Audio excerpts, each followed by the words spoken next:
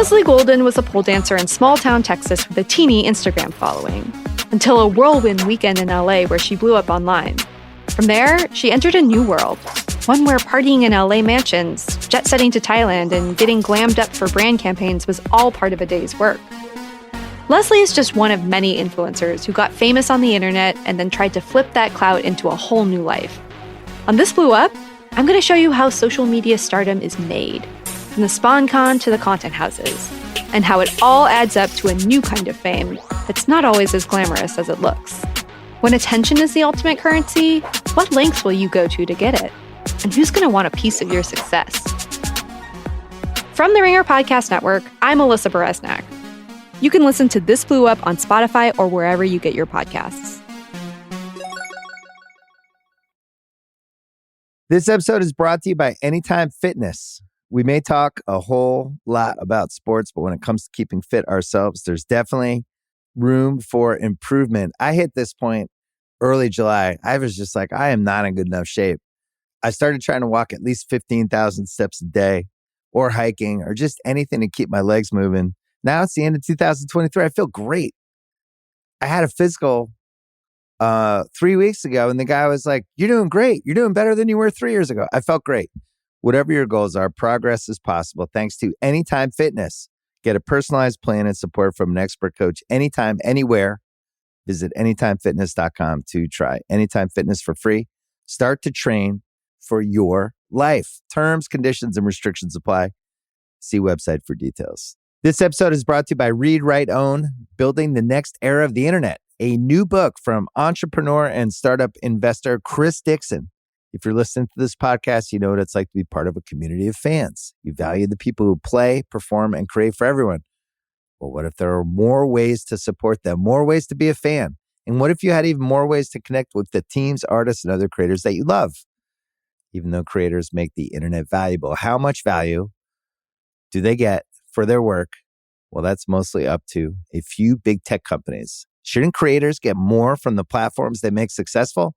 More value, but also more say, more control, more ownership? Read, Write, Own explores an alternative future for the internet, one that reclaims control for creators, fans, listeners, and gamers, the people who not only use the internet, but make it useful. Read, Write, Own imagines an internet built by us for us. So order your copy of the book today or learn more at readwriteown.com. I need support staff to clear the room. Stand up and walk now. Hello and welcome to The Watch. My name is Chris Ryan. I am an editor at theringer.com, and joining me on the other line, Mon Mothma's political donation super bundler, it's Andy Greenwald! Okay, so you're referencing Andor, my favorite show on television. I sure am.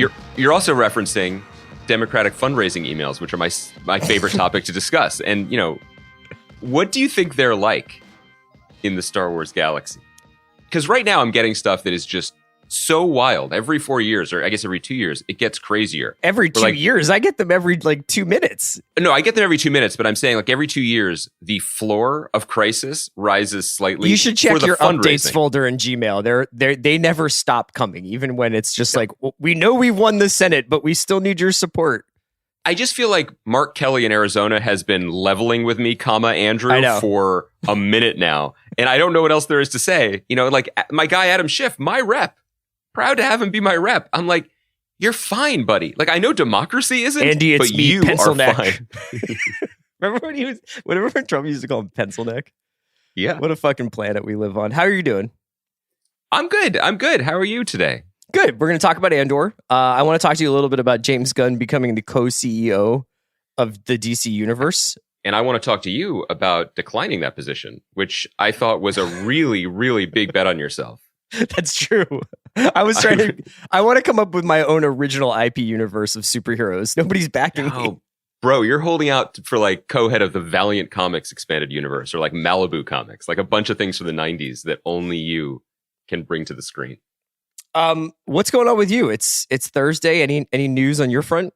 Well, I think there's a couple things coming off the transom. One, I'm as eager as anyone to continue to litigate the House of the Dragon finale. A couple points that I just found on the back of my scratch pad. No, I did want to say it was brought to my attention that I misgendered Emma Darcy, who plays Rhaenyra, grown-up Rhaenyra on the show.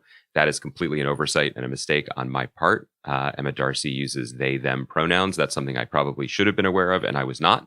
So I apologize for that, and I will do better going forward. Yeah, and I apologize as well. But thank you for bringing that to our attention.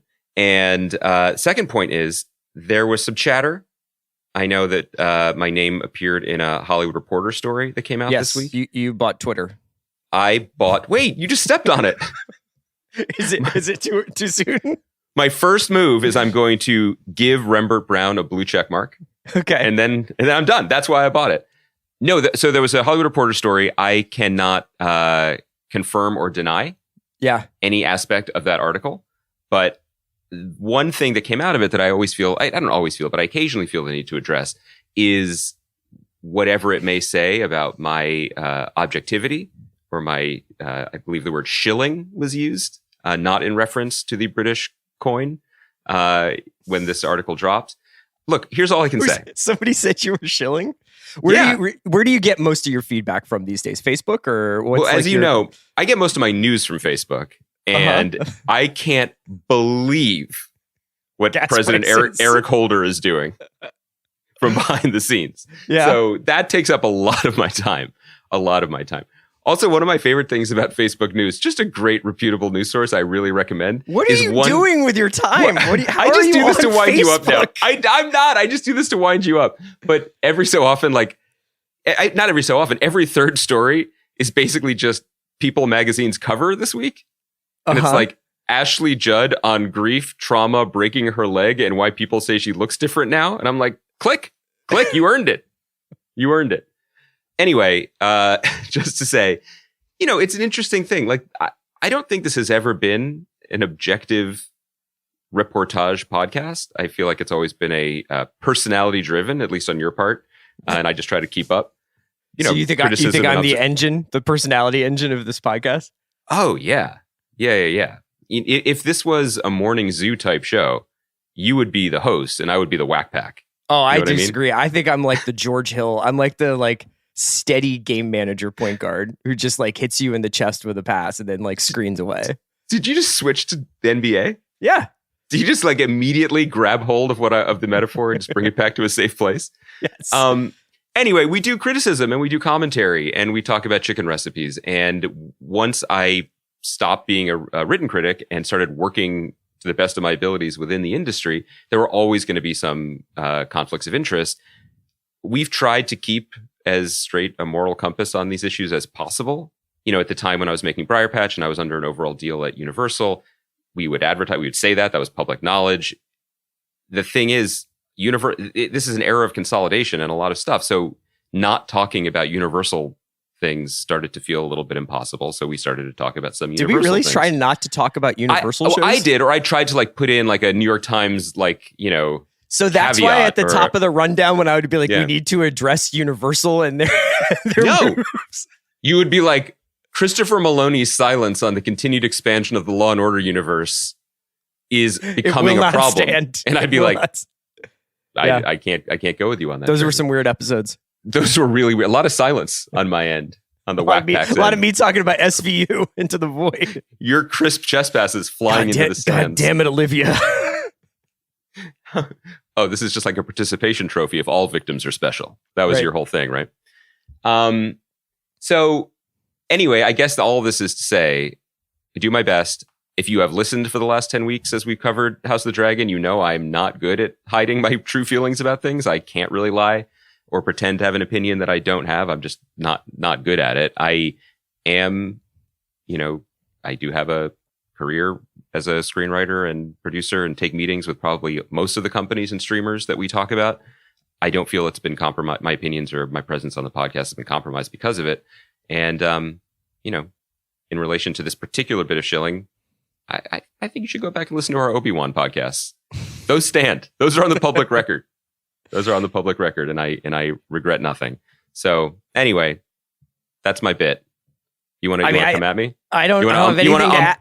I don't have anything me, to bro? add because you guard your secrets so closely. You know what I mean? Like you take your contractual obligations so seriously that this is all news to me. So I don't even know what you're referring to because I also get my news from Facebook. So it's been a real just feeling out in the dark what you're doing. No, I think that I would also just stress that you and I feel differently about House of the Dragon. Like you disliked the show and had a lot of concerns about it. And while I did not like love it, I certainly enjoyed it, and I certainly found a lot to talk about in it. And there's a variety of different ways that you can approach and talk about television shows. And as far as your reference to your other like gigs out there, I've never found you to be like pulling somebody who pulls punches, and that's why today Andor we're putting it on the stand. Because it's completely fallen off. Tony Gilroy, turn in your WGA card, sir. This is all the smokescreen to hide the fact that Chris is actually the showrunner of the Jon Snow spinoff. The funny thing is that like, well, no, it's not that funny. So in any case, yes, Andy, that was you put that well. I hope that people continue to trust you as the moral North Star that you've always been.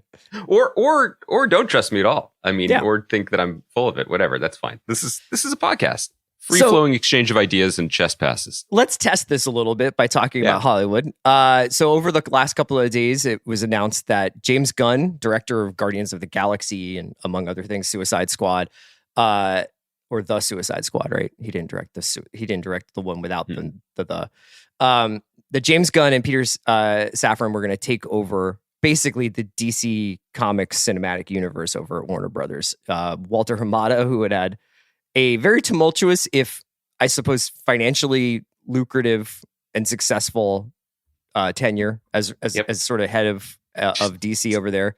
Side note: Aquaman made $1 billion. I think about this every day now. The proof's in the pudding. $1 billion. Yeah. He is exiting stage left, and they were looking for somebody to come in and be the Kevin Feige of DC. They've been looking for this person for a while. They got down the line a couple of times. Maybe Michael DeLuca and Pamela Abdi were just going to run it as under their sort of umbrella of running Warner Brothers movies anyway. Yada yada, and then out of nowhere, Dan Lin was rumored to be at the like paperwork stage of it. Yes. Dan Lin is a prolific producer who has a big deal with Warner Brothers for his Rideback Studios. He produced the Lego movies, etc. Oh, so then Dan Lin is your favorite producer. Oh wait, you don't like the Lego movies, right? I love the Lego movies. Oh, okay. Anyway, so James Gunn takes over. It's kind of an almost throwback story in some ways. It was more like coming out of New Hollywood and the formation of like, American zoetrope. I mean, it's not like that, but it's very rare that you see a director of James Gunn's profile take on an executive level, not like just like I'm executive producing this. You can say it's executive produced by Steven Spielberg or Martin Scorsese. Like every day hustling, taking calls, running meetings. James Gunn will be running the DC universe. It's obviously a very cool challenge for him. I personally do not like DC Comics cinematic universe movies. Like generally, I liked the Nolan movies. I thought there were parts of the Matt Reeves Batman that I liked. But for the most part, like the Black Adam, Aquaman, Chris, Justice League. We didn't really talk about that Batman. Were the parts of that movie you liked the parts where it was dark and raining? No, I thought that there was cool stuff in the Batman. I just did not need to be 3 hours. But It speaks to an interesting moment where James Gunn's arriving. And while you could say DC is in flux and like there is really no plan, that doesn't mean that there aren't successful movies that are kind of in process, so in the process of being made or released or developed. So on one hand, you've got this sandbox that you can play in, and you can make the rules of the sandbox. On the other hand, Black Adam was just released, relatively successful movie. The Batman was a very successful movie. The Joker, which has got a sequel coming, is also happening. So you've got multiple Jokers, you've got multiple basically like realities within this cinematic universe. And then you've got the desire that I think everybody has if they were going to be put in a position like this is to rebuild this entire thing in your image and like set the tone, set the visual language, recast all these parts, build this up again, because part of what I think maybe propelled Marvel into the permanent pop culture consciousness is the fantasy Marvel League aspect of it, of being very actively a participant in what's coming and like who's going to get cast as this person and are they going to show up at the end of WandaVision and all that stuff, which I think really does make people feel like they're more than just movie fans, that they're actually like along for the ride as these movies get made. You have to have a plan to do that. So I guess I was going to ask you if you have any general thoughts on this, but I have a follow-up question that's a little bit more of a sort of general question. My first thought was I read the headline very quickly, and I thought that James Gunn and novelist Jonathan Safran Foer were taking over the DC universe, which, into it. Honestly, into it. Why not? Yeah. Why not? Try something new. I laughed when I saw the headline, and I was a little bit puzzled and taken aback by it. And I've come all the way around 180 degrees. I think this is a great idea. And the reason I think it's a great idea, you sort of touched on it, about the idea of having a vision. And I think that having that vision be one that is creative, not just managerial, is a very, very good premise to begin from. Mm-hmm. Kevin Feige gets all the credit he gets now because of the entrepreneurial and financial juggling act that he basically performed to knit. You don't juggle and knit. Let me start over with my analogy. This is why I have a very successful Hollywood screenwriting career, by the way. Master of the metaphor. He stitched together all of these things and created this like tapestry of content that has blanketed us, frankly. Mm-hmm. That one worked out in the end. I was glad about that. But at the beginning, I think what made him so crucial and so visionary was that he deeply in his bones understood each of these Marvel characters and the appeal of them in a way that was reducible to a log line that could be translated to a broader audience who couldn't understand why a Norse god they maybe read about in college was getting his own movie. Mm-hmm. That was the genius, right? And I think that DC has tried it this way before. The successful comics writer Jeff Johns was running this division for a while. Jim Lee, who's a brilliant and long, for many, many decades now, comic book artist, was involved on this side of things. The Walter Hamadas and the Dan Lins of the world, who are creative and talented and smart people, a prediction may have been that had they found success, Hamada did find some success, but Dan Lin's success may have been similar to Hamada's in the sense that whatever worked was their North Star. They would be chasing the box office returns of the last movie as opposed to communicating a larger vision for what these characters and this property can be in more than just the global marketplace, right? Mm-hmm. And so the thing about James Gunn, like whether you like his movies or dislike his movies, and I've done both, I don't think he, as a longtime consumer of comic books and pop culture, necessarily is just the movies he makes. Like, I think that when he reads, again, I don't know him, I'm just assuming here, but because he's a comic book reader of a certain age, my guess is that when he reads Grant Morrison comics or Alan Moore comics, he likes and appreciates them, maybe even loves them, even though those aren't his wheelhouse. And then Alan Moore is like, thanks for liking and appreciating my work. It means a lot. One thing that Alan Moore is famous for is loving Hollywood attention. Great point. I say this because when they're announced as the head of these movies, I don't think that means that the next 10 years is going to be Hawkman kidnaps Kevin Bacon, which is, we're going to talk about his James Gunn's Marvel things in a second. I think that what it might mean is some space to hold the totality of the DC universe, which again, not even as a very, very casual fan of it throughout my life, contains the absolute self-serious, weighty stuff that has come to the screen and absolute golden age and silver age insanity that he tried to weave into the Suicide Squad, right? So I feel like there's a space for a different type of storytelling and a kind of whole 360-degree embrace of everything that DC is. That's my hope for it. And the secondary piece of news that gives me some hope is that also this week, Henry Cavill announced, or confirmed, I guess the Black Adam mid-credits tease confirmed it, right? That he's coming back as Superman. And the headlines that were all over Facebook, my number one news gathering source, had a word in it that has not been associated with his portrayal of Superman or the role of Superman in the DC universe for the last since the Richard Donner movies, which was joy. Mm-hmm. That really stood out to me. It stood out to me that maybe there will be. What was in what context was joy being used?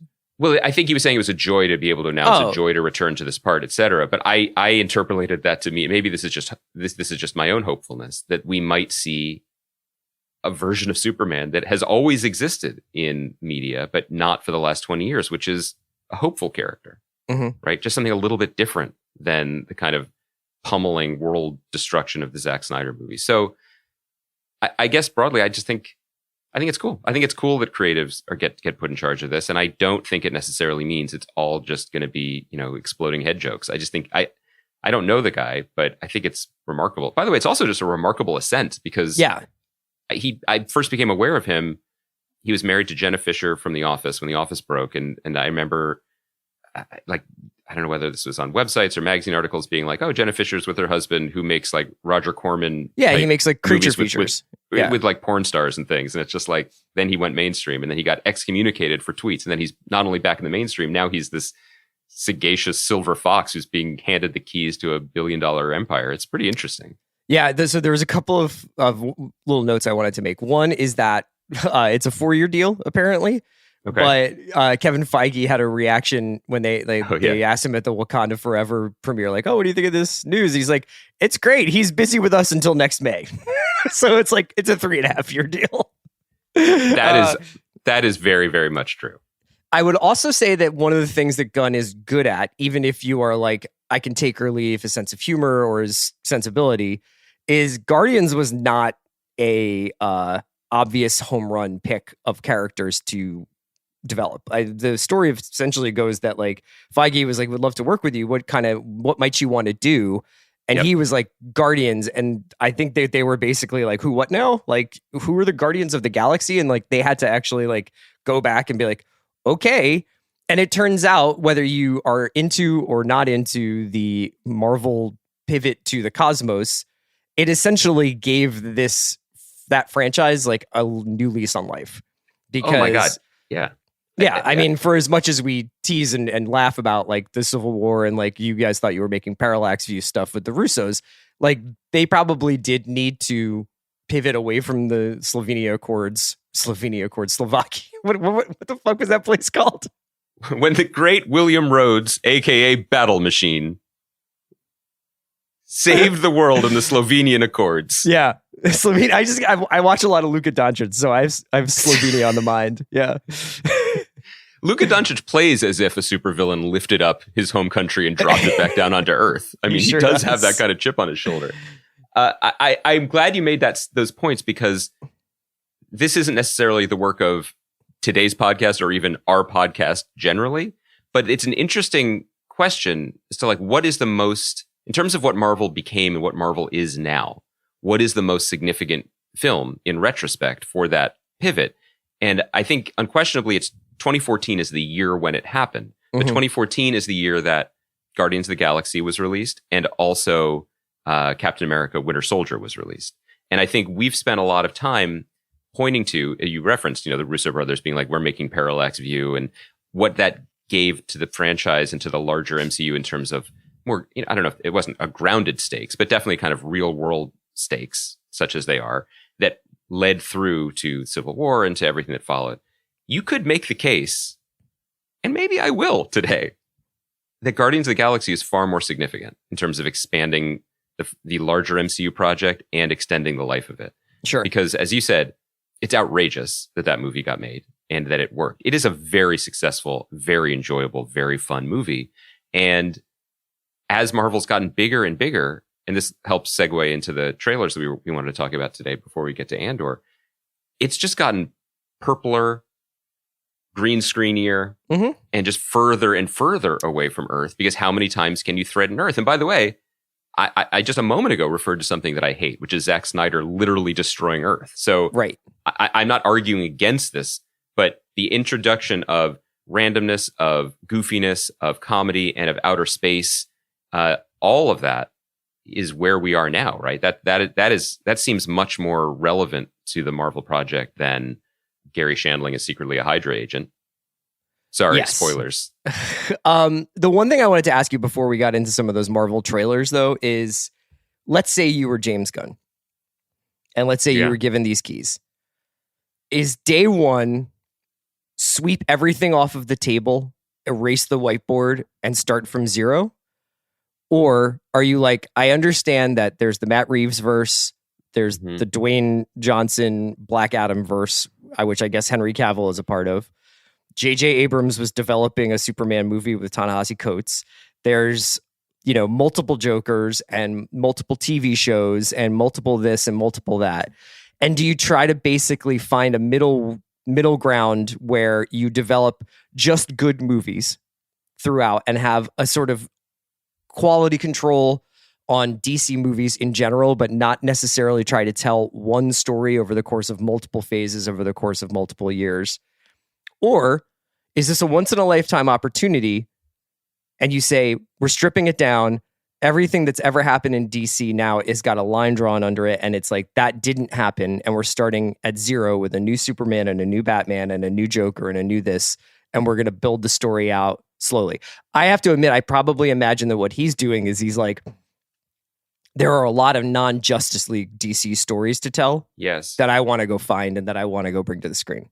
I think that's probably right. I think that this is a potentially useful inflection point for everything that they've done because, the CW is slowly shifting what it is. HBO Max has been shifting, not shifting in terms of Titans season 4 is coming. The Harley Quinn cartoon is there. But they went through a period of tumult when David Zaslav took over Warner Discovery. I don't think so. There's an opportunity to either just bring to a close, wrap up some of that stuff, like the Berlanti Arrowverse, all that stuff. Mm-hmm. I don't think historically I am that aligned with David Zaslav on a lot of things, but I do think that either the point he made or as it was communicated through the press, that these DC characters are one of the crown jewels of this Warner media empire and need to be treated with a little bit more reverence or specialness. I don't think that's wrong. I think that the idea of Michael Keaton coming back to be Batman again for a straight to TV Batgirl movie, which may have been good. We're not going to relitigate that. Right. But I kind of understand the sense that it was all becoming a little bit, there was just too much of it. And it was a little bit too easy to access. I get that. I also think if you read his quotes, whether he said this verbatim or this is how it was interpreted, the idea that he wanted to find a Feige suggests that he thinks the real value in this is a enormous integrated cinematic superhero experience, not just we'll take the wins where we can on the margins of these various different things. Right. Now, all of that said, what's the thing that Feige did better than anything? He started with one good movie and one perfect piece of casting, right? There was no one all these Marvel characters were available basically to make movies out of since they were invented in the 60s by Stan Lee and Jack Kirby and Steve Ditko. People understood that Spider-Man was probably one of the best, if not the best superhero ever, that the X-Men were popular forever. No one would have been like, Iron Man's the guy. Yeah. But Feige made and very few people would have been like, Downey's Iron Man. Yeah. And Feige made his entire career on those two bets and pulling that one off right. And Jon Favreau, was the right guy to make it, et cetera, et cetera. So I think the real win here would be, I don't know. Is it Hawkman? I don't know. Who cares? But is it the Martian Manhunter? You find the character and you find the most pure creative take and you make a good movie. Right. Show me that you make a good movie and then you build slowly from there. The other thing I'll say is that multiversal storytelling, very mainstream now. Yeah. Very mainstream. People understand it. And DC invented that. And I know that DC the Flash invented is the supposed to crossover. be the skeleton key that's now all of this can be happening at once. And there can be multiple actors playing multiple parts, multiple actors playing the same part in different universes. I get it. And all of this came from the fact that DC as a company was so old. They had a character that was called Green Lantern and a character called Sandman and a character called Flash, etc., that were completely different from what other versions of those characters, in the case of Sandman, not even comparable, what they became. And in the 80s, they had this enormous crossover called Crisis on Infinite Earths that tried to unite that, basically erase the alternate versions or confront them and deal with that jumbled history that was never meant to be a history. So in its DNA, DC understands the job of, quote, trying to clean up previous regimes' experiences experimenting, right? Sure. So, yeah, I think there's an opportunity here. But what's funny is you just mentioned The Flash, and I was like, I completely forgot about that. Like, that is, and I feel like for a while they wanted us to forget about that, Sure. right?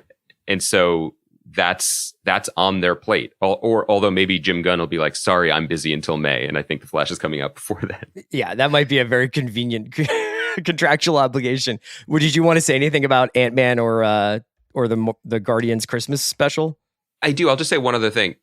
James Gunn is good with the media and good at quotes and good at communicating things. And part of the job, I think, that this is part of the job is going to be explaining why there are three Jokers in terms of a larger creative vision, right? Or explaining why this movie exists and why it doesn't, and what the larger big picture is. And I feel like having someone who is used to being in front of microphones and is kind of a, popular, if not celebrity figure himself, being the person doing that is probably good for that company. Mm-hmm. I agree with you.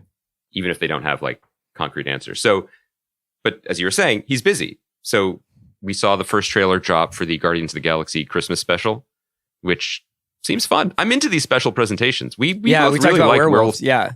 That was good. Yeah.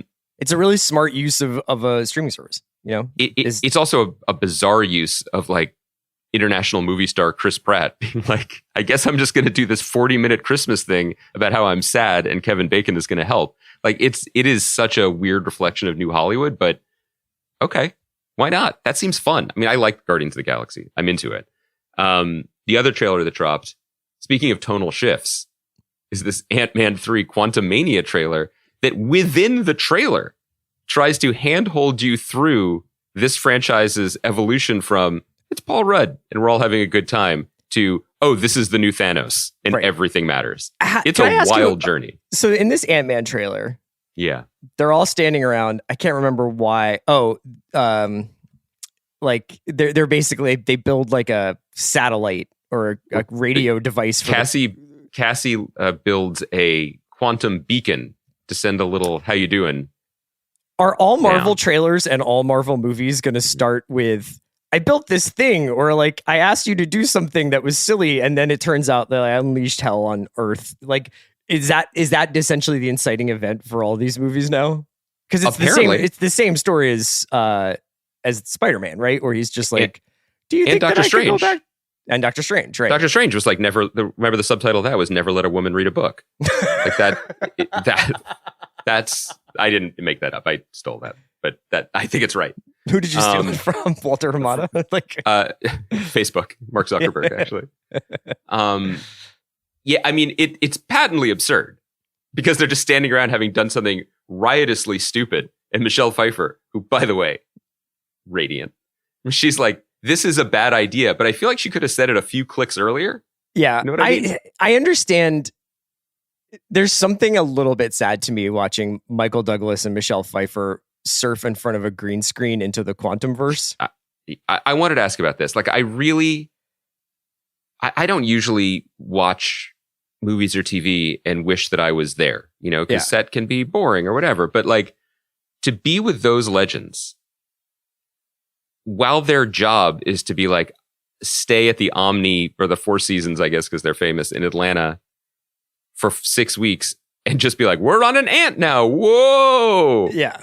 Like, that's so crazy. You know what I mean? Like, Michael Douglas, didn't he produce One Flew Over the Cuckoo's Nest? Yeah. Like, I was just watching The China Syndrome the other day. I was like, this is a good movie. It's insane. Yeah. It's just, we should appreciate this moment, right? Like, this is just bizarre. There was a thing I saw on, what's the social media service I use? And it was like, Pablo Picasso, there was a moment when Picasso and Eminem were alive at the same time. I kind of feel that way about Michael Douglas and the second iteration of Kang. Yeah. You know what I mean? All that being said, yeah, Majors is the most excited I've been for a performer in these movies in a long time. Essentially since Downey. It's awesome. It's awesome. It's like, this was just such a canny signing. They were like, this is our guy.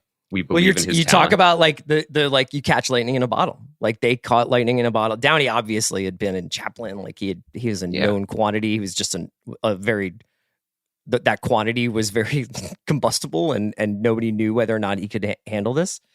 And Majors has been in a couple of like smaller films, I guess, but like is really much more of a bet for the future. But like anybody who's ever seen him in anything is like, who the fuck is that guy?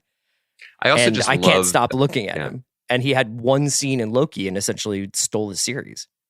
And I love this is maybe a small thing, but I love that he's young and that the villain is young. Like I think that these villain roles, with good reason, often go to more esteemed or established actors with a certain gravitas or experience that they bring with them. So you're used to being afraid of them or falling silent when they walk onto the screen.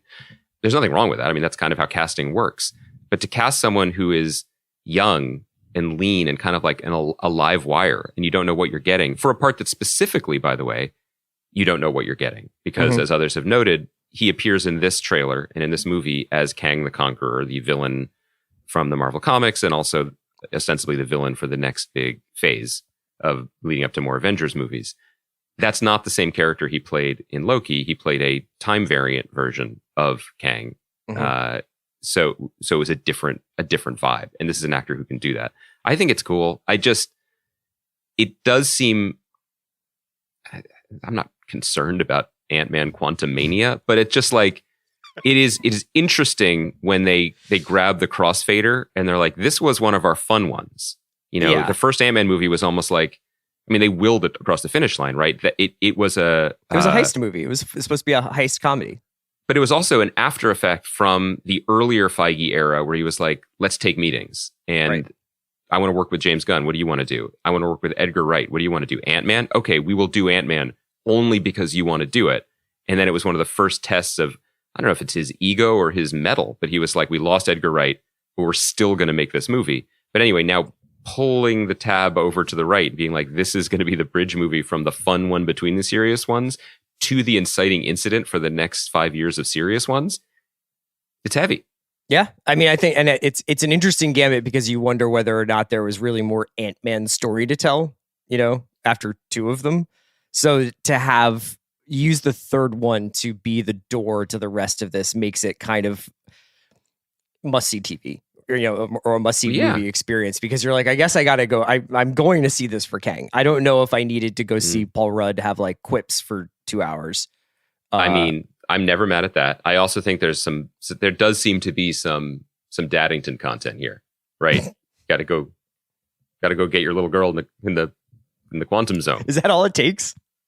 Oh God, it's all it takes. It's so predictable and so basic. Yeah, it's all it takes. This episode is brought to you by Mint Mobile. New Year's resolutions are fun the first couple of weeks. Then you kind of maybe conveniently forget about them halfway through January. No shame. It happens to us all. But this year I have a foolproof plan, at least when it comes to saving money. Just switch to Mint Mobile and you're done. Goal accomplished, because for a limited time, their wireless plans are $15 a month when you buy a 3-month plan. The great thing about Mint Mobile is there's no jaw-dropping monthly bills or unexpected overages, and all plans come with unlimited talk and text. Get this new customer offer today at mintmobile.com/watch. Additional taxes, fees, and restrictions apply. See Mint Mobile for details. This episode is brought to you by State Farm.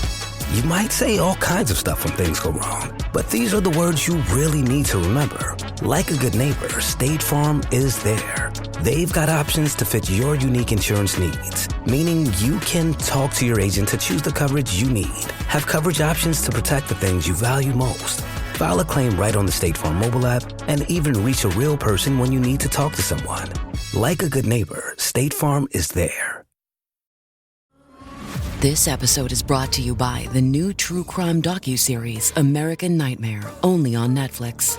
In 2015, the Vallejo, California Police Department received a strange phone call about a kidnapping. But when the truth is stranger than fiction, you won't know who to trust or what is real. A fast-paced true crime thriller with cliffhangers at every turn. Watch American Nightmare now, only on Netflix. Atlassian software like Jira, Confluence, and Trello help power global collaboration for all teams, so they can accomplish everything that's impossible alone. Because individually we're great, but together we're so much better. That's why millions of teams around the world, including 75% of the Fortune 500, trust Atlassian software. Learn how to unleash the potential of your team at Atlassian.com. That's Atlassian.com. Atlassian. Would you describe Narkina 5, the most recent episode of Andor, as Daddington content? In that there are no Mommingtons allowed on this penal colony? And I mean that in all senses. So I'm very excited to talk to you about this. This new episode of Andor that came out on Wednesday, and it's written by Bo Willimon, who wrote House of Cards, at least the first few seasons, and Ides of March, which is a movie based on his play, which I think is quite good. And Toby Haynes directed it. It's basically split into the first half details Cassian's sort of orientation at the Narkina 5 prison, and then the second half ties together a lot of the narrative threads from the season, including Mon Mothma raising funds for the rebellion and Bix dealing with the fallout of Cassian's activities on Ferrix, and Vel and Cinta looking for Cassian on Ferrix and also dealing with like sort of what their relationship is. And then it kind of wraps up with Luthen trying to raise a rebellion, essentially, and unite various factions of the rebellion. And he does so by talking with Forrest Whitaker's Saw character, who we saw in Rogue One. This episode was sick again. The show, I love how you can, when you watch these 3-episode arcs or 4-episode arcs or whatever you want to say they are, and you can kind of feel your own sort of rising action happening. You're like, I know that the next episode is this, and I know that the next episode has got to be this. What did you think of episode 8? This episode was sick. This show rules. This show is so purely good in ways that blow my mind week to week to week. And I gotta say, I saw one of you would say that, wouldn't you? Well, right, exactly. I'm proud to say it, and I'll go further. Hold on, let me just check my Zelle. Okay, yeah, you hear that little ding in the background? I'll go further. I saw in like some trades you have basically new being funds like from Bob Chapek. You see Chapek's headline today? Chapek not concerned with having people like him. I was like, no. Did you see the real content that he provided us? I was going to save this for like a very special episode. Yeah, he was like, at the end of the day, when parents put their kids to bed, they don't want to watch animation. That is meaningful for you. Yes. That's because you feel that way all the time. Well, because if I don't have to put kids to bed, I never have to watch animation. You know the idea of you being it's like, my job is to put kids to bed. No, that's why I don't have children. Super Blumhouse. It's like, no, not that you could do it. I have destroyed my family line so that I don't have to watch Bluey. That is legendary. Yeah. True Viserys shit right there. It really is. That's some Targaryen shit. I saw in one of the industry newsletters basically being like, you know, the ongoing bet on Star Wars or whatever is, you know, it's TBD because Andor is obviously expensive. There was an article and flashy, on Puck by Julia Alexander that was about how Andor is, by the metrics that are available, quite clearly the least watched of the Disney Plus shows, and you could make the argument is probably one of the less popular Star Wars releases over the years. So let me make something clear. Why is everybody fucking Peter Thiel here? You aren't the Walt Disney Company. We don't cheer for ratings. You know That's what I not mean? what it is. Like, no, I'm just saying the quality of this program is so outrageously high that's enough for right now. Like, I know we talk about the industry, but it does bother me. I would be much less zen about this if it was like in any way whether the second season was up for debate. If it hadn't been like, we've signed on, it's 24 episodes. Sure. I start shooting season 2 in November, which is what Tony said to us. Then I would be like, if it hadn't been that, I would be like, fuck, I hope they get to finish telling the story. I get that. And I'm mixing a bunch of stuff into the same pot, but I do want to push back a little bit on this idea that success is purely driven by the marketplace. Like it's not the case. I don't think the show needs my intellectual charity here either. I think it's doing fine. And I think, hold on, let me just check my balance. We're good. You have funds from Alderaan. Yeah. that the heist was me. I was in the inside. I did the Aldani heist.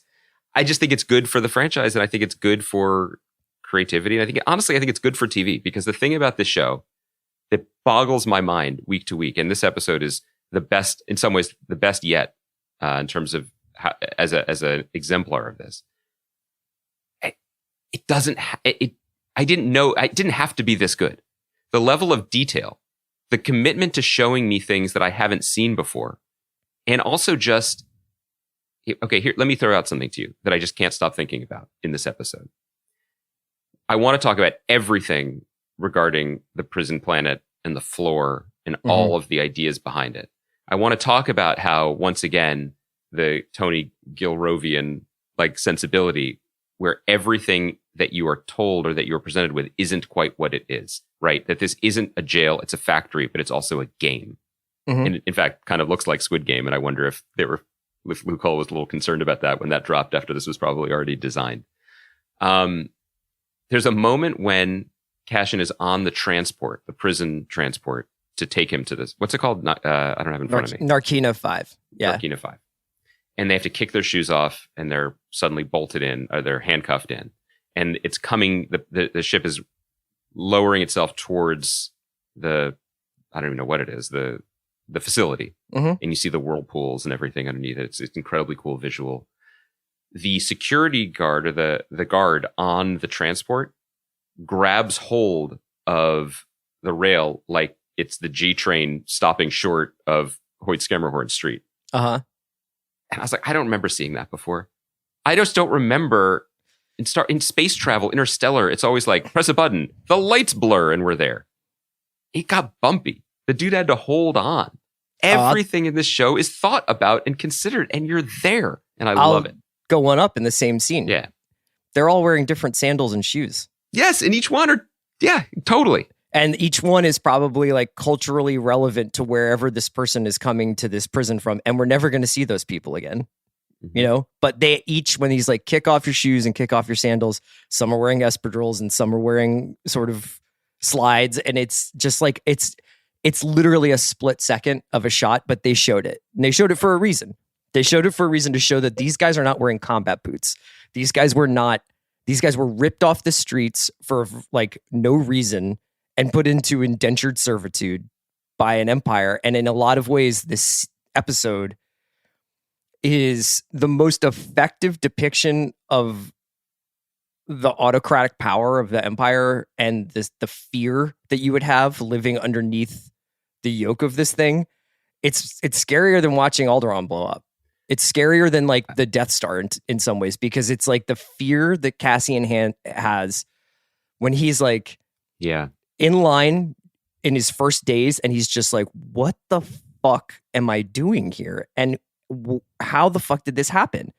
And it's just all of a sudden, it's a Kafka story where it's just like you get pulled off the street, you get put into this white factory where you're building probably the Death Star, as many people have speculated, and you're just like, or they could be building nothing at all.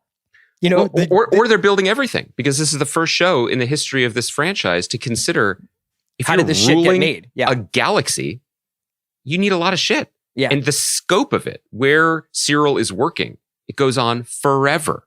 There are desks after desks after desks. There's so much of all of it. What is like, that's the fuel usage department? Fuel efficiency, whatever. Yeah. Exactly. Yeah. There's a scope here that is staggering, and yet somehow also extremely localizing and humanizing. I love that you said that it's scarier than the Death Star, because I agree.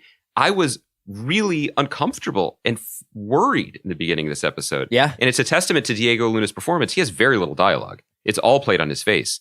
But again, it's one extra decision. It's one extra choice. And it's, Cassian is a rebel from the moment we meet him, whether he knows it or not, or whether it's designated as such. He has killed very early on in the show. He has taken, he was a key player in one of the inciting events of this revolution. He's a wanted man. That's not why his life is being taken from him. His life is being taken from him because he was literally in the wrong place at the wrong time, and it's gone. Yeah. All of it is gone. And that is it's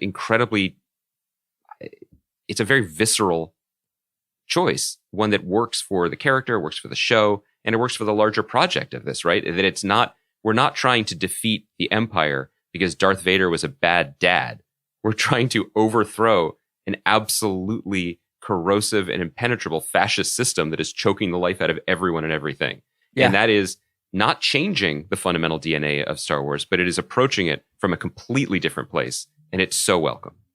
So this episode was able to do a bunch of different things in one. It can do dystopian sci-fi prison life. It has an albeit brief, but deeply moving and also gorgeously shot scene between Vel and Cinta that then culminates with this dissolve of Vel leaving Ferrix, and Cinta's face is just in the window because they are like kind of dissolving away from the scene. And then you've got the kind of political intrigue of the Mon Mothma stuff. And then finally, you get Stellan Skarsgård and Forrest Whitaker to sit in a cave together.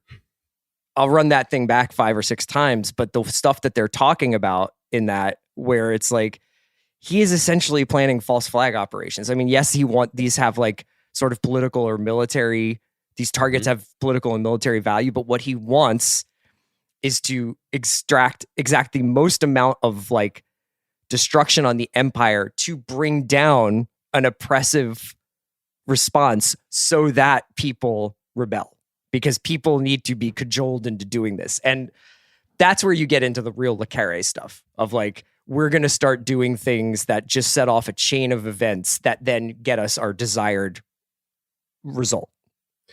Also, you have a structure created here by Tony that gives us what we've been asking for when we say, okay, you destroyed Sokovia, but what is Sokovia? We don't get it, right? We have both sides of that argument here. We are in the room with Luthen as he's saying, it hasn't gotten gnarly enough, right? And then we are with Cassian in the factory where all of these, I don't know if they're helpless, if they're hapless, if they're innocent, whatever, just individuals who are being crushed because of it. Yeah. This factory, every detail has been considered. Everyone's action, everyone's movement. I've never seen anything like this floor, and how horrifying that is. There are no doors on the cells because of the floors. 9th or 10th or 11th idea in this show that could have just been a show. Yes, with a whole new cast of characters. Well, we can wrap it up there. Okay. How many squids would you want in your champagne? Oh, I don't do that anymore. I love it when they mention. Is that supposed to be like it gives you a little bit of like a high or something like that, or a dizzy like absinthe kind of thing? Or isn't? I think there's an implied line that it's like gross, and that's the point. That their planet tradition, the traditions on their homeworld, isn't just to drop living squids into your alcoholic beverages; it's to marry at 15. Just all of these things that are baked into who they are that informs the choices the actors are making and the way we're perceiving the show. We get Fiona Shaw again. We get. I didn't think we'd go back to Ferrix. Yeah, I didn't think that they were. I thought that this show was always going to be like, this is this guy's trajectory through the sort of galaxy, and instead, I think it very expertly is like Bix is important, and keep Bix in mind, and keep in mind what happened to Bix on Ferrix going forward, and to go back to that, the radio tower or whatever is really, really fascinating. Being left behind isn't being saved. There is no one isn't complicit in this, which is fascinating to watch. I also think that someone smarter than I am should just kind of do a tutorial on how to introduce and create a villain, because Denise Koff is just god tier. She's so good. And remember how we met her. We met her context free. We know those white rooms and we know the Empire are bad, but we were on her side. Because she was getting kind of shit on and she was being misunderstood, and she's good at her job and not being appreciated. And then she walks into the room to torture Bix. And we're like, wait, I was rooting for this person, or I'm interested in this person. It's so much more complex. There's so much more detailed. Like, when I say complex, I don't mean it's like confusing or challenging or hard. It's just you lay the groundwork. There's so much work done ahead of time to get us to this point. And it goes back to this sort of the sort of vision of the Empire as this massive corporation that's making things and then needs to keep track of those things. Like, what's motivating Dedra is she is tracking stolen stuff. I forgot this is Star Wars, so it's Dedra, right? I just thought that was the British way of saying Deirdre. Oh, I think it's I mean, I think it's Dedra, but I don't think it matters. You spend more time in the UK than I do, so I'm going to defer to you. That's true. On that, it's really true. It's just cool. It's just, I want this. I really just hope that James Gunn is watching this show. Let me bring it full circle. I hope Kevin Feige's watching this show, not because we need a Tony Gilroy style Andor show on the margins of those universes, although that would be awesome. Look at it just from the ambition and the imagination and the design. It's just showing me things I haven't seen before, and that's to your point. Also, I know that it doesn't matter ultimately now that it's like signed, sealed, and paid for, but like I do think that this is a show that will have a second life once the season's over. I just do you want different iterations of silver CGI space dogs menacing your heroes as has defined the last 3 years of Marvel movies? Or do you want to find out that hell is an Amazon warehouse? Yes. Yeah. The tubes of prisoners, just that shot of all the people in the hallways trying to communicate, isolated like that. That is a beautiful image. And it's a haunting image, and it's a grounding image, even though it's a made up picture from space. This should be a model, not to tell this kind of story, but how to make broadly these IP stories richer and better. Yeah. It just is. It's awesome. All right, Andy, we're going to wrap it up there. It's great talking to you. We're produced by Kaya McMullen as always, and we'll be back on Monday talking about White Lotus. So I can't wait to do that. Anybody has any follow-ups, just poke me on FB.